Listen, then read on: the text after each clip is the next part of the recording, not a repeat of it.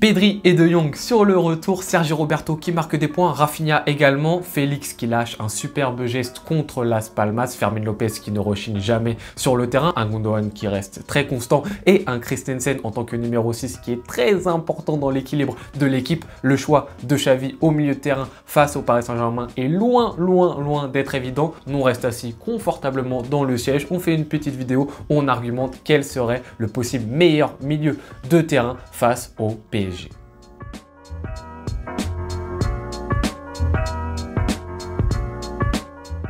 Les amis, vous l'avez donc compris, petite vidéo pour expliquer, pour essayer d'argumenter quel est le meilleur quatuor au milieu possible, alignable contre le Paris Saint-Germain au match aller. C'est important de souligner au match aller. Et on commence par le cas des blessés depuis un certain temps, et notamment Frenkie de Jong. Frenkie de Jong, beaucoup de communiqués pour dire justement qu'il sera prêt lors de ce match aller. Très important de savoir s'il sera justement à 100%. C'est un joueur très important, on le sait, pour la relance au FC Barcelone, d'autant plus depuis qu'il y a Christensen à ses côtés. Ça lui permet d'avoir moins d'efforts défensifs à faire, d'être un petit peu plus libre offensivement. Oui, c'est un joueur très important qui, si il est à 100%, doit être titulaire, je pense, face au Paris Saint-Germain. Maintenant, grande question par rapport à ça, parce que c'est un quart de finale aller, qu'il va y avoir beaucoup d'intensité, que ça fait 1 mois et demi qu'il est sur le bord du terrain. Il faut rentrer tambour battant dans ce match, c'est la grande question, d'autant plus qu'il y a un match retour. Ce n'est pas à négliger. Si on le crame sur ce match aller qui se reblesse très vite, on l'abandonne pour le match retour. Et il faut peut-être pas tout miser sur ce match aller, peut-être être dans un Barça qui va plus gérer et être en gestion de ce match-ci,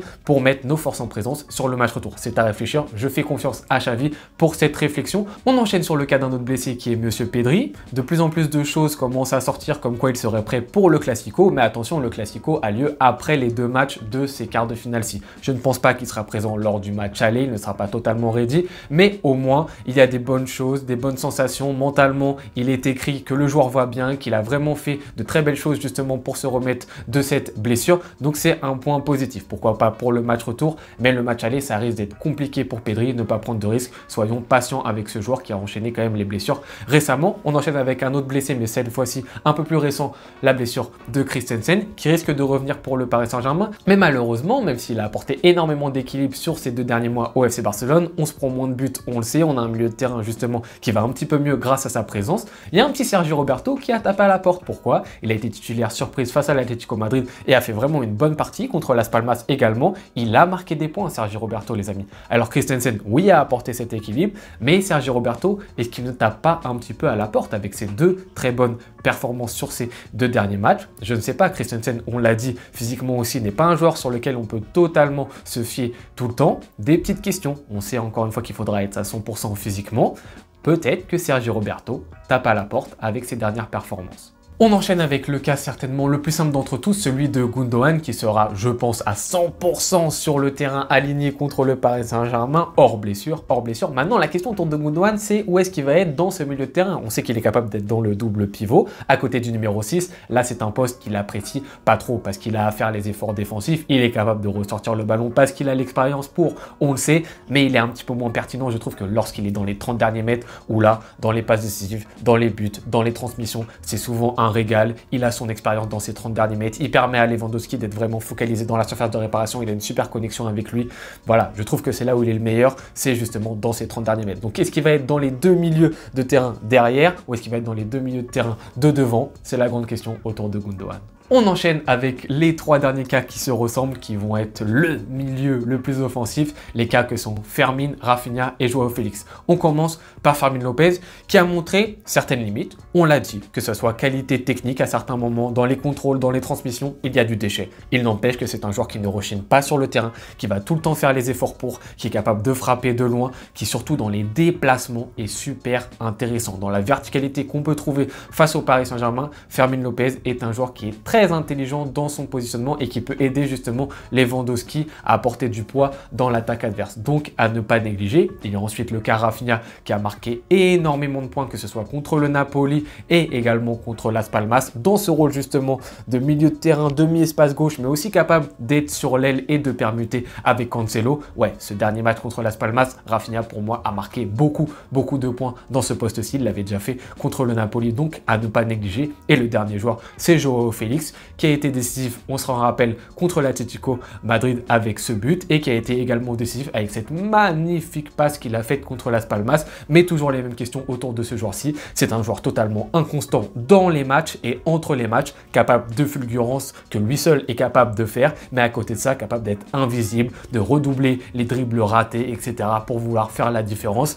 Voilà, toujours ces questions autour de Joao Félix. On était sur la partie force en présence du côté du FC Barcelone. Maintenant, il faut réfléchir également à notre adversaire. Mais le problème avec notre adversaire, le Paris Saint-Germain, c'est qu'il n'est pas possible d'anticiper ce qui va se passer au milieu de terrain. Pourquoi? Parce qu'il y a un certain Luis Enrique en face qui aime tous les week-ends changer de formation, changer de stratégie. Donc, est-ce qu'il va y avoir du Warren Zaïre-Emery? Est-ce qu'il va y avoir du Fabian Ruiz? Est-ce qu'il va y avoir du Vitinha au milieu de terrain? Ou est-ce qu'il va être sur le côté pour pouvoir mettre un Mbappé dans l'axe? Dernièrement, il a même mis Dembélé au milieu de terrain dans l'axe. Est-ce qu'il va y avoir du Ugarte pour ramener un point physique? Est-ce qu'il va y avoir du Kang In Lee qui va être dans l'axe ou plutôt sur le côté? Avec Luis Enrique, on ne sait pas, ça évolue constamment. Je pense qu'à partir de ce constat-là, il ne faut pas se baser sur notre adversaire, il ne faut pas anticiper ce qu'il va faire parce que personne ne peut le faire. Il faut en revanche mettre une formation qui va nous permettre d'être proactifs sur le match, dans laquelle nous allons donner le tempo. Vu qu'on ne peut pas s'adapter à notre adversaire parce qu'on ne peut pas anticiper ce qu'il va faire, ce qu'on doit faire, c'est mettre une équipe qui s'adapte à n'importe quel style de l'adversaire et donc être proactif dans notre approche, dans notre système de jeu. Très important donc de réfléchir à cela de la part de Xavi et de ne pas chercher à s'adapter au Paris Saint-Germain. On arrive donc les amis sur la partie où il faut faire des choix et qui dit choisir dit renoncer. Et on commence par le tout premier choix pour ce milieu de terrain et ça sera selon moi Gundogan. Voilà, comme je viens de le dire, Gundogan, je pense que c'est le premier s'il n'est pas blessé qu'on mettra. Maintenant, où est-ce qu'on le met? Selon moi, il faut le mettre dans les 30 derniers mètres. Donc tu le mets dans les deux milieux de terrain qui sont devant, aux côtés de Lewandowski. Le deuxième milieu, mesdames et messieurs, que je choisis à côté de Gundogan dans ce demi-espace gauche, c'est Rafinha. Voilà, vous savez, hein, j'ai des limites, j'ai des réticences par rapport à Rafinha, sa qualité technique, des fois qui est bancale, incapacité à dribbler, je suis d'accord. Quand il est sur l'aile, vraiment, c'est d'un niveau infâme, je suis d'accord avec vous. Mais dans cette petite partie du terrain, demi-espace gauche, il l'a montré contre le Napoli en Ligue des Champions, il l'a montré là contre Las Palmas, qui peut apporter beaucoup dans la verticalité, dans son intensité et aussi dans son repli défensif. C'est un joueur qui ne rechigne pas là-dessus. Je sais que pour certains, ça ne compte pas, qu'il n'y a que les buts, que les passes décisives, mais c'est également important. Et sur un côté, on va falloir défendre parce que Cancelo, c'est loin d'être le meilleur défenseur du monde. Rafinha peut énormément aider, ce n'est pas à négliger. Donc pour moi, Rafinha sera aux côtés de Gundogan dans les deux pointes du milieu à 4. Enfin là, on arrive sur les choix plus compliqués. Donc justement, ce double pivot et en premier lieu, je mets Christensen. Pourquoi je mets Christensen, avec lequel j'ai énormément hésité avec Sergio Roberto jusqu'au dernier moment, et il faudra d'ailleurs voir s'il est fit à 100% parce que ça rentre en compte, c'est parce que je pense que Christensen a une meilleure analyse et approche de la défense axiale. Sergio Roberto est capable de défendre, c'est un joueur qui a défendu à droite, c'est aussi un milieu de terrain qui est plutôt à velléité défensive, mais Christensen pour moi a plus cette science-ci, il peut être le troisième défenseur central si il faut redescendre un tout petit peu. Voilà, c'est un joueur aussi qui a montré avec l'équipe qu'il apporte un certain équilibre. Oui, Sergio Roberto a vraiment toqué à la porte et si on voit que ça ne va pas du tout, possiblement le mettre, c'est un très bon point pour le Barça. Mais titulaire sur ce match-ci, je suis plus pour Christensen en tant que numéro 6. Et le quatrième larron, mesdames et messieurs, le quatrième personnage qui va conclure ce milieu de terrain n'est autre que Frenkie de Jong, mesdames et messieurs. On l'a dit, ce qui va être très important, c'est de la part de Xavi d'être sûr qu'il soit à 100%, mais à partir du moment où il est sûr à 100%, je me dois de le mettre. Pourquoi? Il peut aider à la relance, il peut aider justement à contrer ce pressing et il peut également aider à porter le ballon pour casser des lignes, pour entamer des attaques verticales du côté du FC Barcelone. Beaucoup de points positifs aux côtés de Frenkie de Jong, pour lequel, une nouvelle fois, je me répète, le plus important va être qu'il soit fit, mais s'il l'est, pour moi, Frenkie de Jong doit démarrer dans ce milieu du Barça.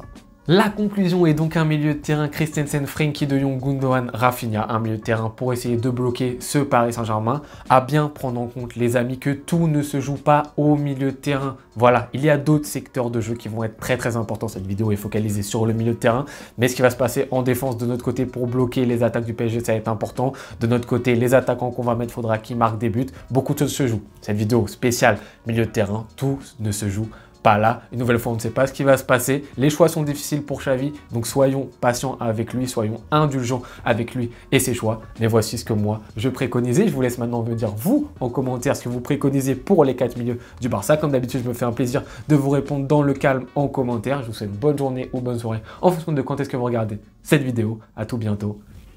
Ciao.